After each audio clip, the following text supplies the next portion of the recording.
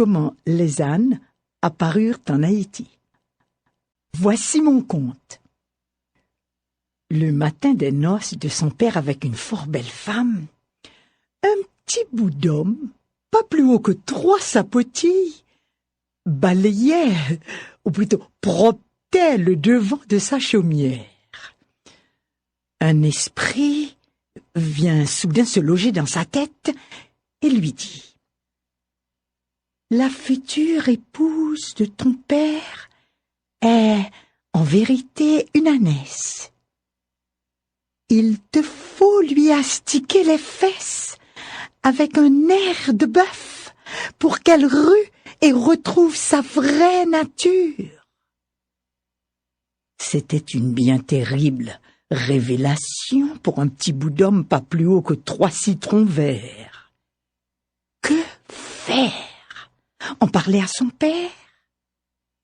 Il hésite, réfléchit et chante tout en balayant.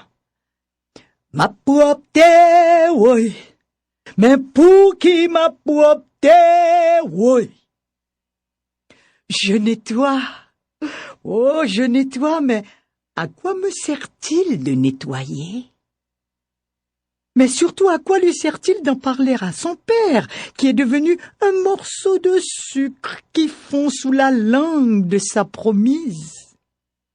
Ma poupée, oui, mais pour qui ma poupée, oui, chante le petit bout d'homme en cachant la rigoise de son père sous sa vareuse.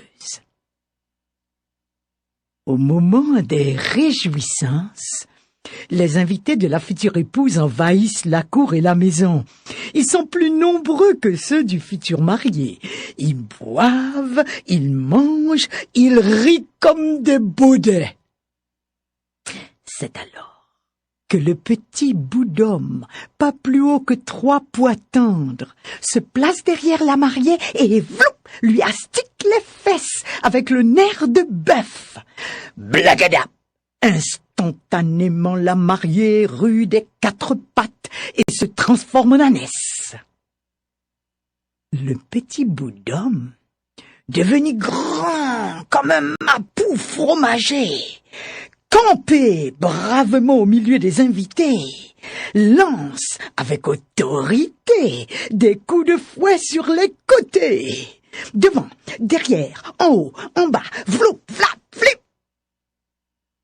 La réception n'est que braiement, hennissement, hi-han, blagada. Chaque coup de fouet sur les fesses d'un invité le transforme en âne. Toute cette belle compagnie de bourricots ne cherche qu'à fuir. On s'entrechoque, on se bouscule, on s'entrave dans un brouhaha cocasse. Lorsque dans un colossal nuage de poussière, tous les ânes eurent disparu, le petit bout d'homme et son père découvrirent, tapis dans un coin de la maison et tout penaud, un tout petit âne avec de toutes petites pattes qui ne lui avaient pas permis de fuir. C'est ce tout petit âne-là qui a peuplé l'île de tous les ânes qui depuis lors portent les fardeaux des paysans à travers les mornes d'Haïti. Voilà mon conte.